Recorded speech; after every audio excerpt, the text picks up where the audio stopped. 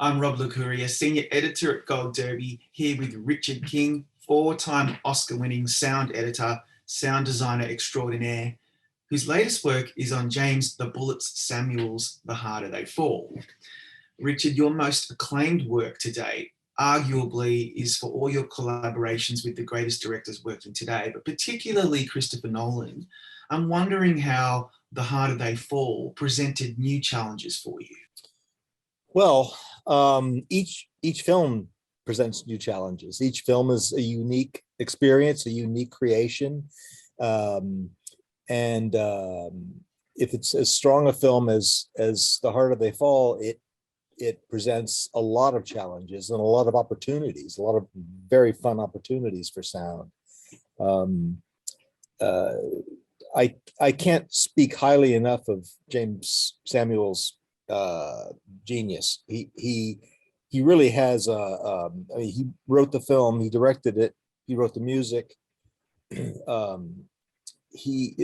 There's generally 2 or 3 levels of meaning going on in any given scene, and it was just fun to kind of explore those, and really try to make something different out of a Western.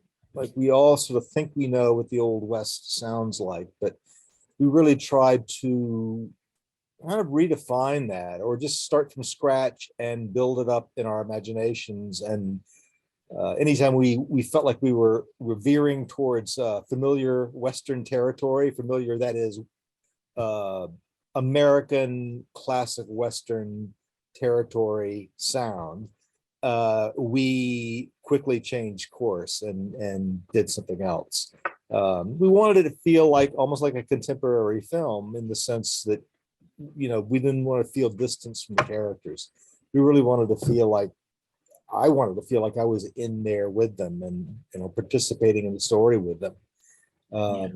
So tremendously challenging film, fascinating to work on, lots of fun. Yeah, correct me if I'm wrong, but you don't often work on Westerns. I think the last one was probably Assassination of Jesse James back in 2007. So I'm just thinking, what unique opportunities or challenges not only does the genre present, but this is, as you say, a really different take on the Western, a more modern aesthetic with a kind of African American and international world music kind of vibe. So what unique challenges did it present to you? Well, obviously it does take place in 1880, 1890-ish. So we wanted to be true to that as well. And so we recorded wagons, we recorded a lot of period guns, old large caliber Western guns, horses, of course. The idea to make something unique and different out of it was more just to make it more immediate to the audience, like not put a distance between them. Like, oh, we're looking at a period piece. We're looking at people from 150 years ago, rather than thinking of them as being with us now, or you being in the story with them, and living through that story with them. And that was the fun for me, and is kind of the vicarious thrill of being of my work, is that the sound kind of draws me into the film, draws me into the drama of the film, draws me in there with the characters and with the story and with their dilemmas and interactions and stuff. And so it was really, trying to decide how hard to hit any moment was about how much emphasis we wanted to put on any given moment or any given event. And we wanted to raise the bar a little bit on things like Western guns. We wanted to kind of create a new bar. We wanted to try to do something unique and different, and so we started out with these Old West guns, which sound fantastic. They're large caliber, single action mostly revolvers and rifles and shotguns, and the guns sounded really big. But then in the context of the film, as we were going through it, we kept wanting to make them bigger and bigger and bigger, not necessarily louder and louder and louder. In fact, not louder and louder and louder, but more longer or at a different pitch or a different harmonic to them, just to make them sound bigger, really, and boomier. And we ended up ultimately for Bass Reeves's gun. The sheriff has the biggest gun in the movie, biggest sounding gun. We ended up using a small cannon as a kind of a sweetener for that. Thing called a Hotchkiss gun, which is shoots a ball about, I guess, 3 inches in diameter, something like that. Black powder cannon, and with a good deal of subwoofer on it. And so none of the guns, we didn't want them to sound harsh or like push you away from the film. We wanted them to be interesting sounding and exciting. And there's a lot of gunfire in the movie, and we didn't want it to get repetitive, or so each gun's different. Each character's gun's different, has its own particular personality.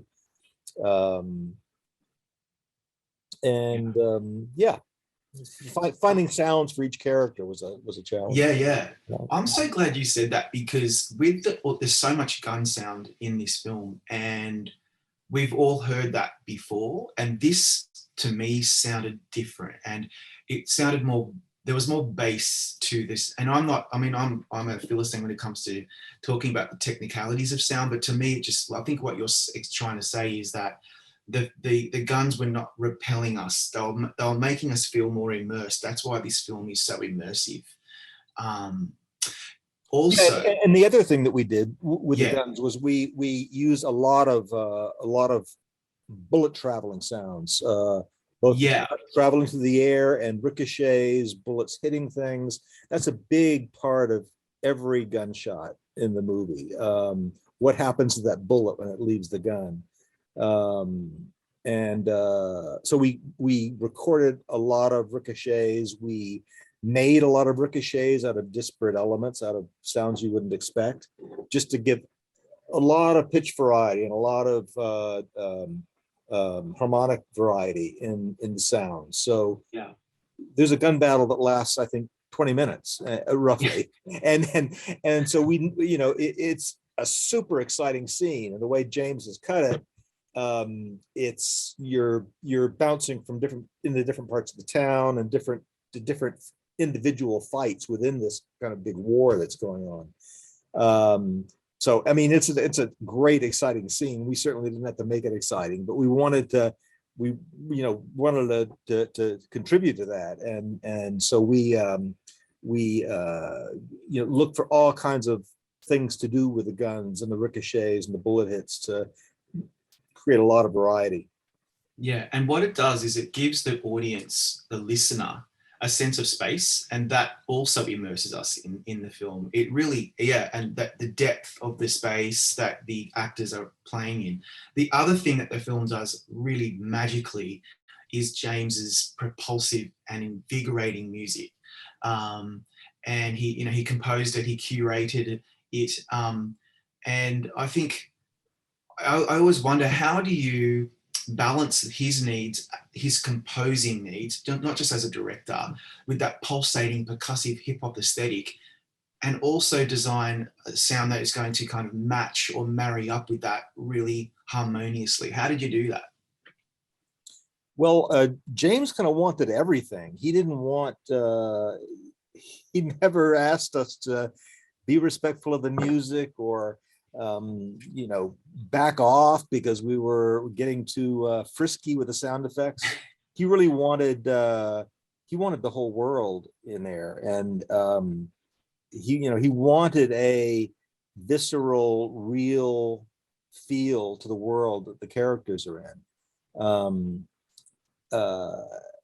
And I'm of the opinion that the two can coexist happily in a film. That obviously there are times when you want to there are dramatic moments when you, in some films, when you may want to drop all the sound effects and just have music for a specific, feeling in that moment.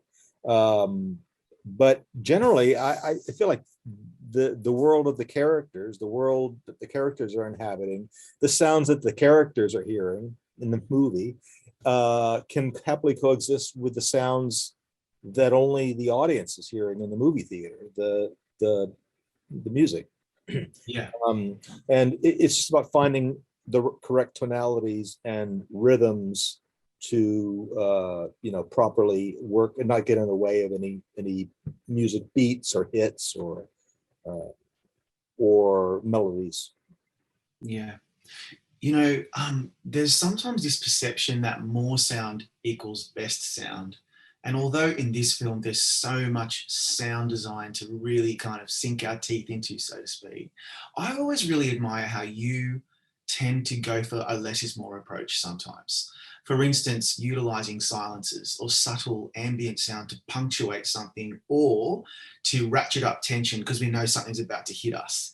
And I just wonder whether you employed that technique often in this particular film.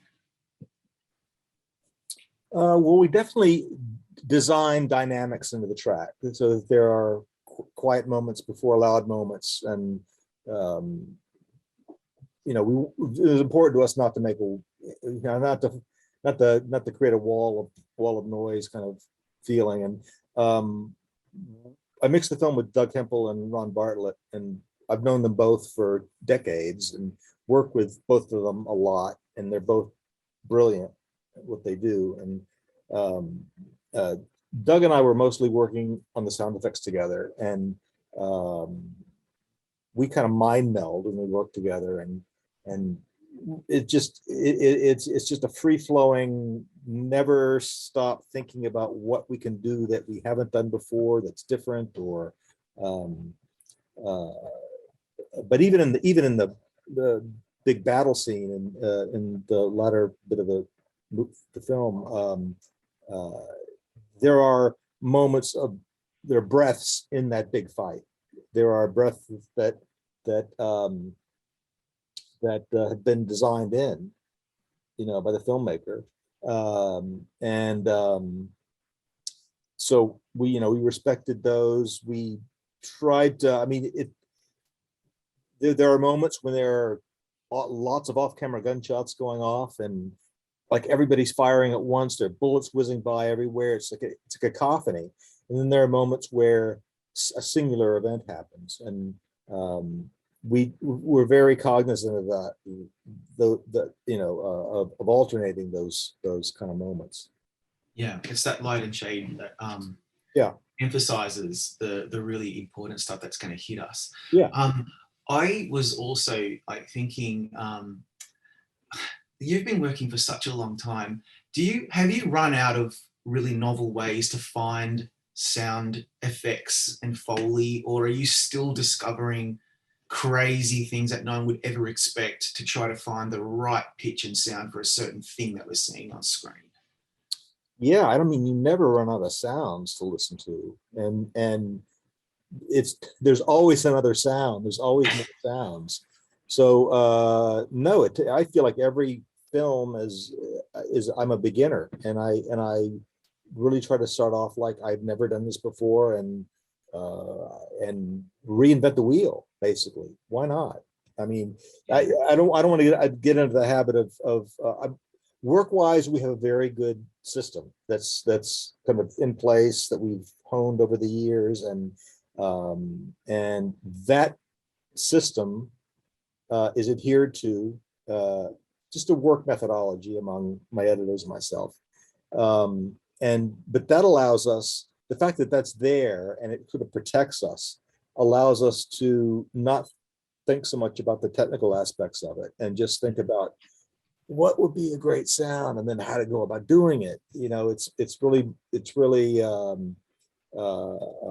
so you need that organization in order to be creative. But I feel like I definitely discover new things on every film, and like trying to think of something. Well, for some of the ricochets, we were just batting our heads. What other tonalities could we get for the ricochets? And we did all kinds of things like pitching up jet buys or pitching up like IndyCar buys were really good because they're very fast Yeah. to begin with, and they have that kind of airy, high-pitched whine to them. And when they're fiddled with a little bit with pitch and other things, they can sound very scary and very fast. It's like something's going right by your ear. So yeah, it's really just about thinking what would be cool here, and then how do I make it, or how do I record it? That to me is the fun of the job.